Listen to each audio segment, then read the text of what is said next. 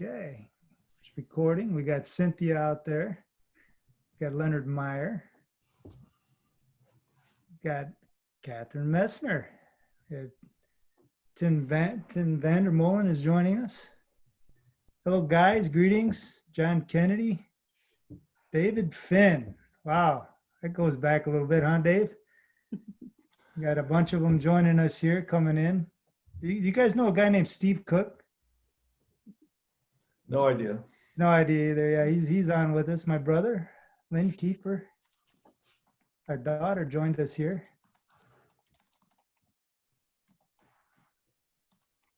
And we'll give it a couple minutes here before getting started. But thanks everybody for getting here right at 6 o'clock. Got Scott Wietrich joined us.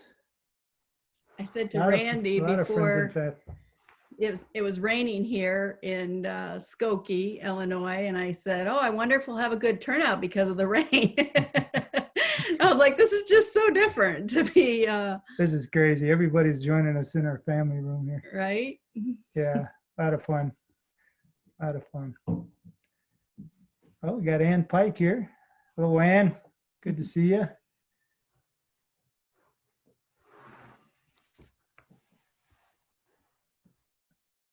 Very good.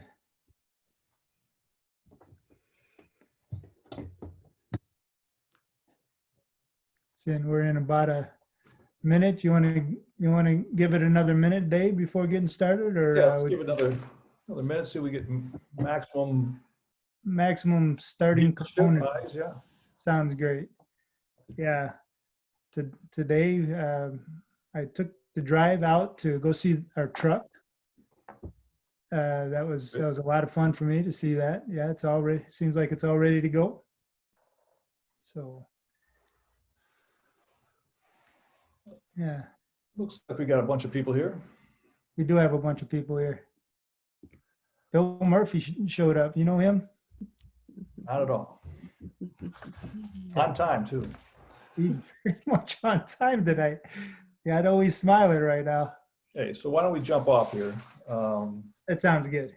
All right. Well, welcome, everybody. My name is Dave Harris. I'm the chair of the Lakou board. Welcome to our town hall, our first town hall. We're all a little nervous. We've had some computer glitches earlier today, but we're working through those. But we're pleased as punch that you're all here. I think all of you know Randy and LaNae. Randy, you want to jump in? Yeah, sure.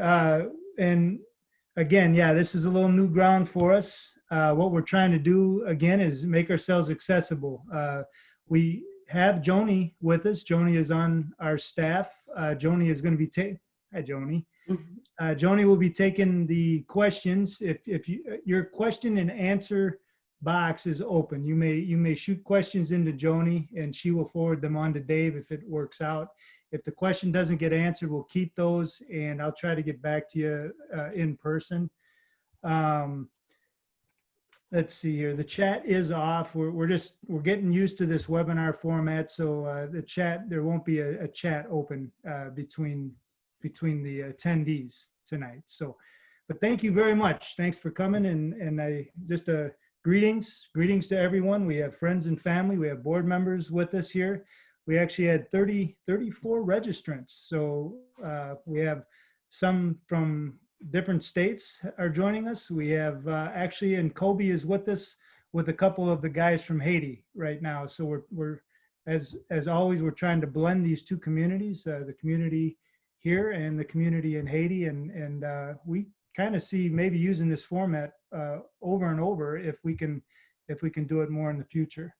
But Randy, a little history here quickly. The two of you have been down in Haiti since 2012, 2013.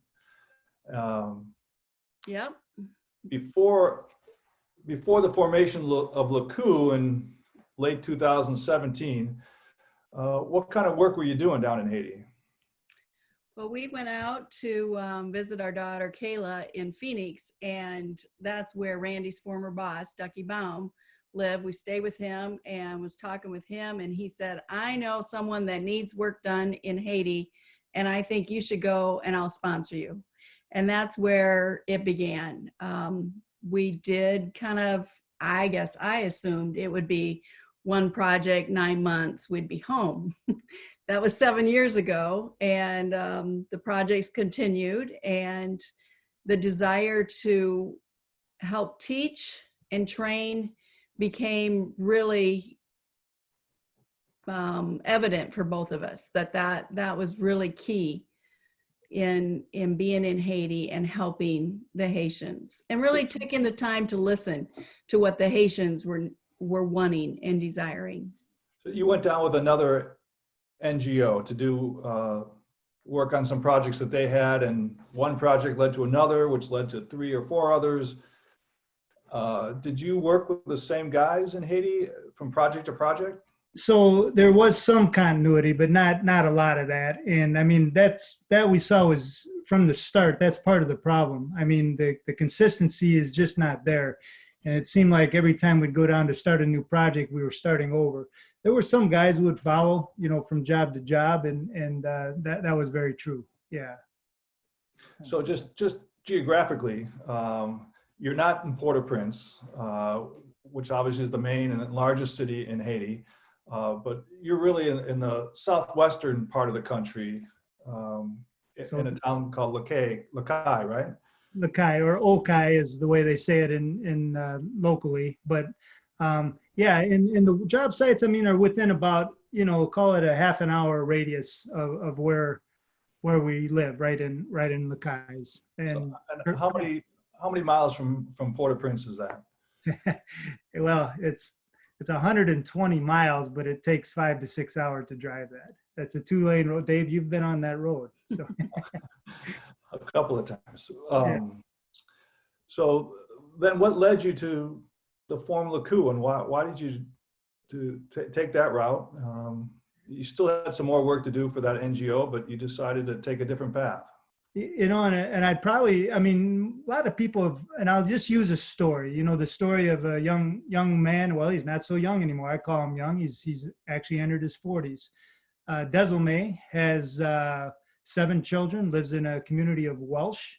And he got onto one of our projects and worked for 9 months. And in those 9 months, he was able to go from a very small little hut and build himself a two-room masonry house. And so as you think about that, that's all well and good, and that's great, but we're always thinking about next steps. What can the next steps be in this development of the lives that are there? And with LaNae, yeah, consistency, 9 months got him this far, but we're just not finished there. And I'm thinking, well, we could do quite a bit more if we put this whole thing together and start really working with these guys over a longer period of time. And that's kind of what the dream started from, just that concept. So we formed a nonprofit up here, and we're in the process of forming an NGO down in Haiti, and that led us to Lakou. So what's the underlying basis for Lakou? What kind of projects are going on now? Right. So, and as we talk about, and at every point, the greatest thing we can do for these guys is build that consistency into their life. So job creation, and by working on a real job site, we are able to train these trades in just a lot deeper level, rather than just simply doing them in a shop. So we have a project for a group called Water for Life right now. We will return and complete a security wall, actually a 1 mile security wall, 8 foot high masonry wall. And then we'll roll into, they do have some other buildings that they'd like us to roll into. So this work will keep us going probably through the first part of the year and out into January, February with these guys. And so that Water for Life contracted with Lakou, and your crew has been working since January. There's been some COVID interruption, but pretty consistently over these last 9 months or so. LaNae, I know you guys are getting ready to go back down to Haiti. Can you tell us about that, and when you're going to go and what you're looking forward to? Yeah, well, we're looking forward to leaving actually next Tuesday, and we're going to be driving the truck that we were able to purchase. thanks to our donors. And we're going to drive that to Miami, and that will be shipped to Haiti, and then we'll get on the plane in a week. So like a week after that, like the 24th. And we're looking forward to getting back to Haiti. We did, like you said, you know, the country had COVID like everywhere. March 19th, it was shut down when we were there. And so the classrooms and then my work as community outreach was shut down. And so that was really difficult not to be able to do what we had wanted to get done. But with going back, the schools and churches are back open and with taking precautions. So we'll look at that once we get there, what is the best precautions to be taking. But we're looking forward to getting back out in the community and reaching out to the community and the participants' families, really trying to bridge that gap that we're embracing the whole family, not just the individual participant. So there's 25 participants right now enrolled in Lakou that Randy's been working at, training and building this wall. But LaNae, as you mentioned, there's another part to this overhaul project. So what are you doing with their families? You mentioned some education that got interrupted, but how do you see it playing out over the next several months and years? Yeah, going into the communities would be one. So the community we're working in, and then what is really awesome about Lakou is that it's bringing individuals in from a lot of different communities. It's not just one community. And just having that as a support system for them is unusual because you usually stay in your community. So having that outreach, being able to bring people together and feeling like they have support. But for example, doing seminars, whether it would be for the families, life skills, computer outreach, just doing a little seminar on computers. And we have good friends, Watson and Jasmine, that have already been doing this kind of work in Haiti and reaching out to communities and taking in seminars to teach and educate. And so we're just going to be expanding on that. And so some of those seminars have already started before you left in June, is that right? Exactly. Well, we were able to have, it was the International Women's Day. And so we were able to speak at that and have that in Charrier before we left. But like I said, with COVID, we did have to shut down. So we're looking forward to getting back to that. Randy, you mentioned the donors and this truck, which is just a small part of how the donors have helped out here. But can you describe how else that help has been? Dave, could I just back up and just brag on these guys a little bit, these 25 guys? I mean, back in January, this was not true. But I did not see how the effect of becoming part of something like Lakou would really work on these guys. They are very excited about what's happening. This is new. This is different. This is something that's got some movement. I'm pretty thrilled with the way these guys are committing themselves to each other. They're actually committed on paper for 4 years. They're committed to community service. So the whole thing's trying to tie back into what LaNae's doing out there. But anyway, I had to say that I'm very proud of these guys and the way that they're going about the business of becoming a team. So, and all those guys are ready for you when you come back in 2 weeks. It doesn't sound like anybody's walked away from the project. Yeah, we've been in contact weekly. There were earlier in our stay in the United States. We've been here since June. We actually were meeting twice a week through Zoom, doing some leadership training actually as we prepare for this next phase in Lakou. So the truck, there was a big container that went down in January that was filled with equipment that our donors helped get us. Can you describe some of that? So, right, just as these guys are committing themselves to this fledgling, organization and believe in what we're doing, taking these ideas and making them work and become something in their life to create opportunity. I mean, there's been a great group of supporters who put their trust in us to go into Haiti and do exactly what we've been trying to do and make a start. And that's what happened back in January. And then as we came home here, we were thinking, well, it didn't look as though Water for Life, it seemed like there would have been more work. That was the kind of the talk or the agreement early on back in January, that we might have as much as 2 years of work on their site.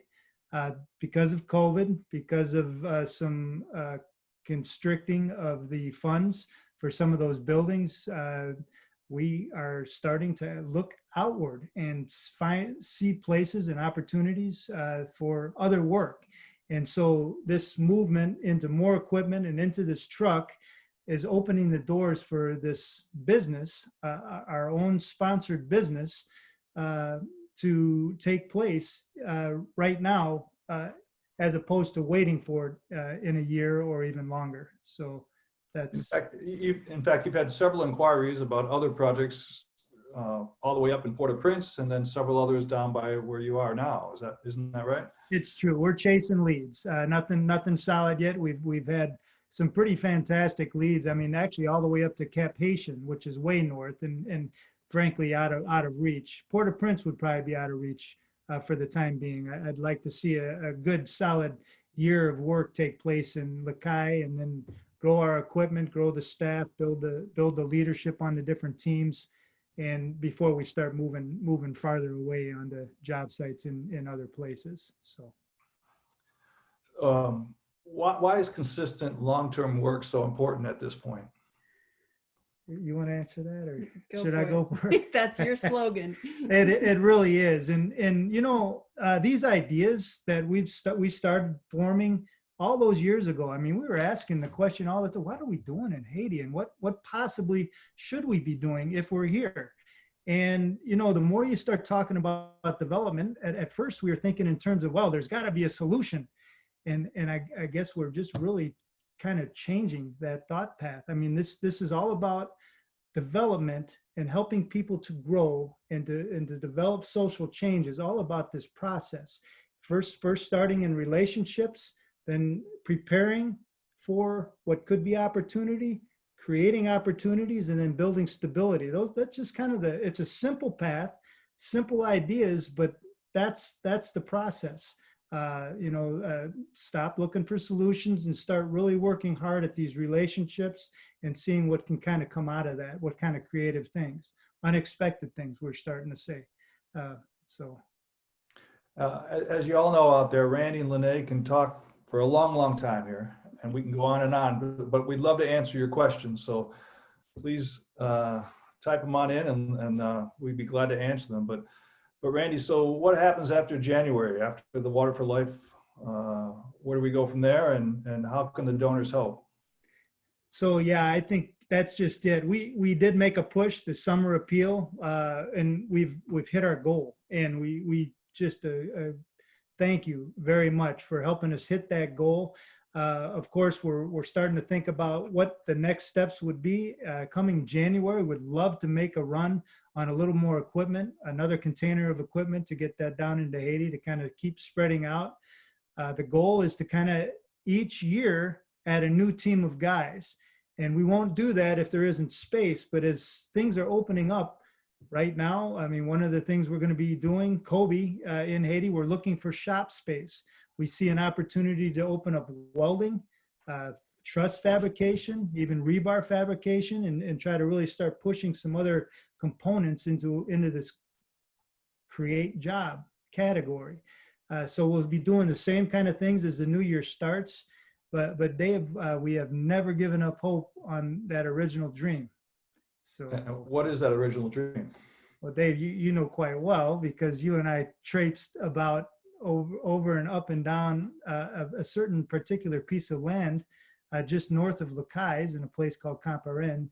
And in the back of our mind, we always thought, well, if we could have consistency, again, there's that word, in construction projects, if we had our own land and we were able to develop our own buildings on that site, it would lend to the consistency of what we're trying to do. It would build a school. The first building we'd love to build, the first phase of that project would be a school of construction sciences, and then we'd kind of see where it went from there.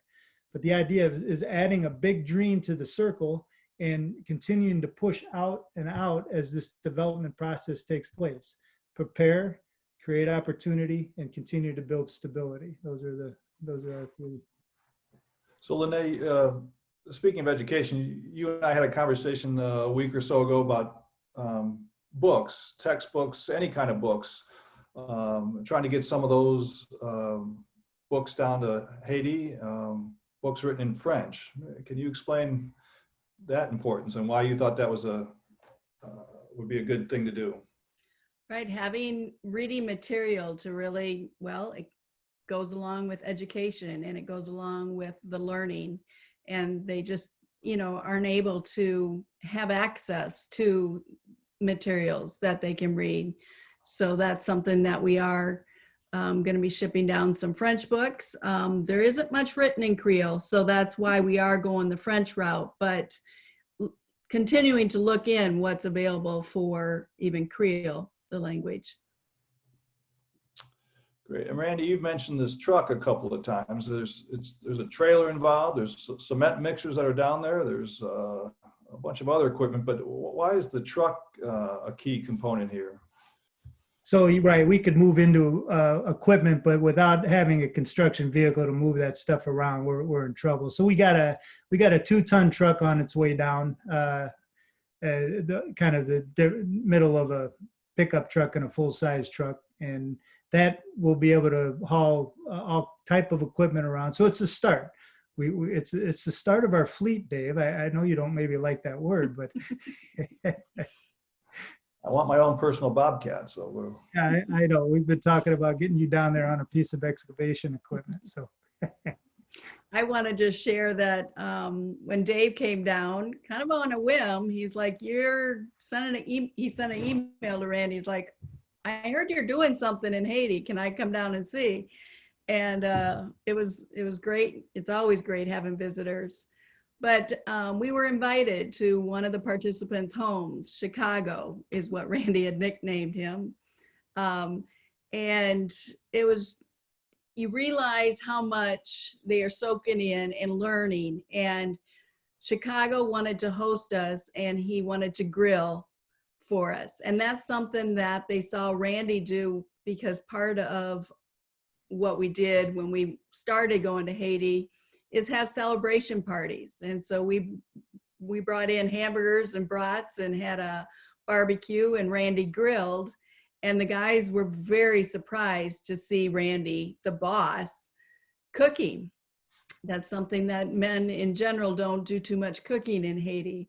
And so it was really special to be a part of that and to be in his home and celebrate that way and have them host us.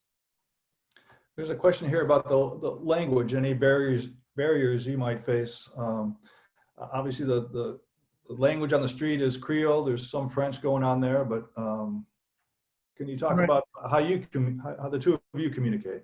Right, Creole's used on the street, French a lot of places in government and civic kind of things, but moi que pas parler Creole, so moi gagne un petit connaissance avec lui. So I can teach a class in Creole. I'm certainly fluent on the job site, and that's I am not completely fluent. And so with that in mind, we have great translators. Watson is one of them, and Kobe is especially stepped into that role. He's helping us interpret a lot of things. So as we grow and as our staff grows in Haiti, part of that will be the interpretation and translation, so that as people like yourselves are able to come visit us, your experience will be a good one, and we'll talk more about that. But for now, yeah, I'm speaking a little Creole. But yeah, he's speaking quite a bit. He's doing that. I think you're underselling yourself.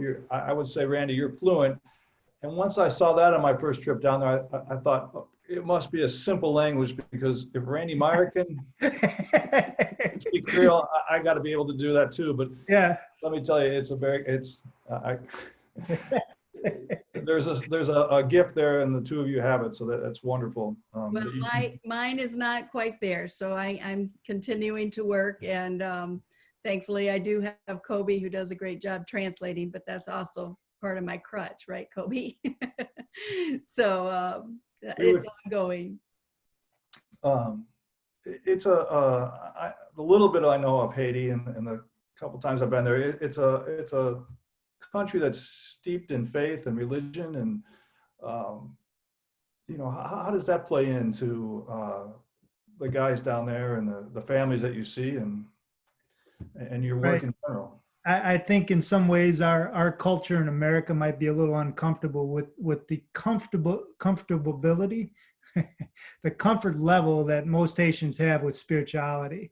And so what's interesting, if you talked about going into different other kinds of countries where we probably could not work unless it was under real tight guidelines. In Haiti, we are able to share our faith, and so we do that in a number of different ways. We do not require people to be on our teams to have a Christian faith. That's our faith. We don't require people on our board or even within Lakou to specifically subscribe to Christianity as we do.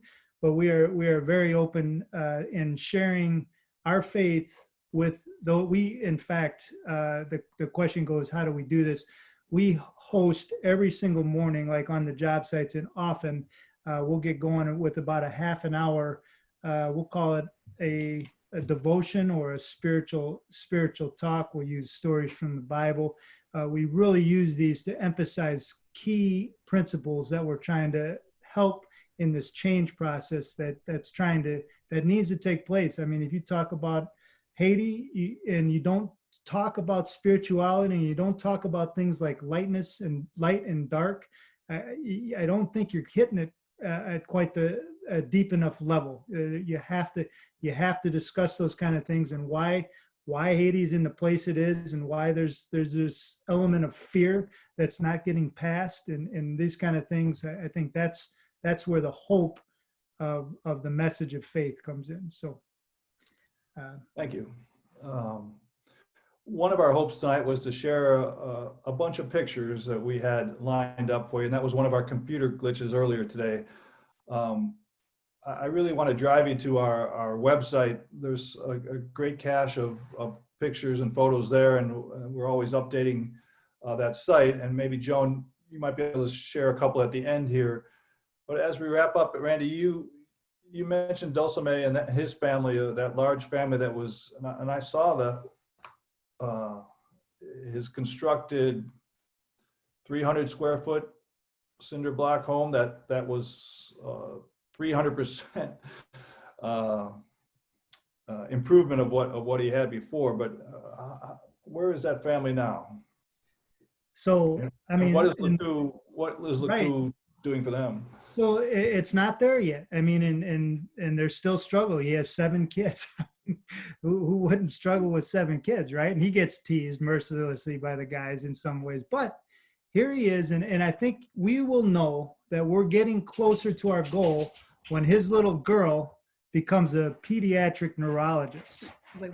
Or I mean a doctor or something. I mean, you know what I'm saying is that we're staying with this family long enough to see their children have a chance. Right. And that's kind of the goal, is that we're staying with families long enough to see their whole trajectory change, theirs and their children's and their immediate family. That's part of the idea. So. And Jones reminded me here that besides the website, we're also on Instagram and Facebook, and probably more pictures are updated there than on the internet, on the website. So please follow us there. I know, Randy, there's a couple of guys down, the Kobe's is down in Haiti. Can you? Yeah, let's see if we can't pull those guys in here a little bit. We're able to upgrade their from attendee. I can click a button, promote to panelist. And if those guys are still there, they should be in here. Yeah, Kobe's there. Kobe, open your video. There he is. We have a couple guys with us. I see Abdias. I see Claude. A lot of guys couldn't join us tonight. It was getting a little late down in Haiti, and they wouldn't have had a way to get home. So you know, concerns on the road after dark and that kind of thing. But we got three. There's Boss Ailey as well. So great. Kota we nu tumon koma nu ye utareme dio magay puno. Oh, we can't hear them. Oh, hey, Kobe, Uvri, open the mic. So Randy, what's Kobe's role down there? He's handling, we call him the coordinator of operations, but he, you know what his role has become is he's truly on the leadership committee of this team right now. His role is as he's keeping these guys together, and that's his role as we're gone for these couple of months. But when we get back and start rolling more, he'll be handling hospitality visits. He handles our vehicles. He takes care of maintenance. He takes care of the facility. The guys are sitting in our classroom right now, which is the lower level of our home. We live on the top level, so we've rented this facility, and it's working for now. So that's kind of Kobe's role. And Kobe's also fluent in English, which is a help to me. Any other questions out there? Kobe, anything from the guys down there?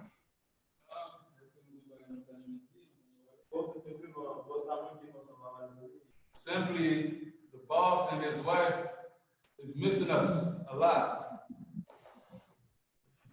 We're missing you too. Yeah.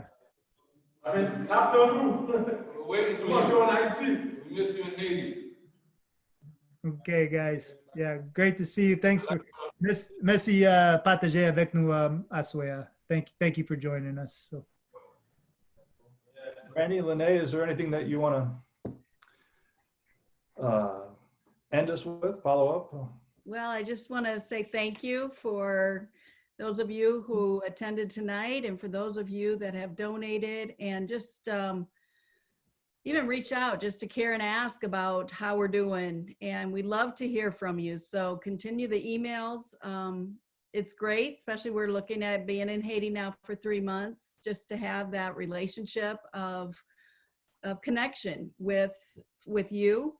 And it keeps us grounded also. So we're excited to go back, and just want to thank you once again for all your support.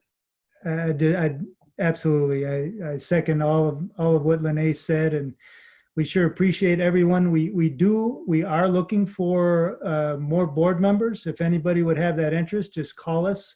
We'll kind of start to work through that and see if there's a fit for that. We continue to look for a little bit, probably, both executive help down in Haiti, if anybody's interested to come help us run a business. And we're also looking probably to ramp up on our development work here in the United States. So there's probably a few of these areas. If you know of anybody interested, or you're interested to help us continue to grow this thing called Lakou, we sure appreciate all of your efforts. Thank you very much. And bon dia beninu. God bless you. So. Thank you, everybody. Thanks for your time tonight. Thanks for your patience in letting us work through some technical glitches here.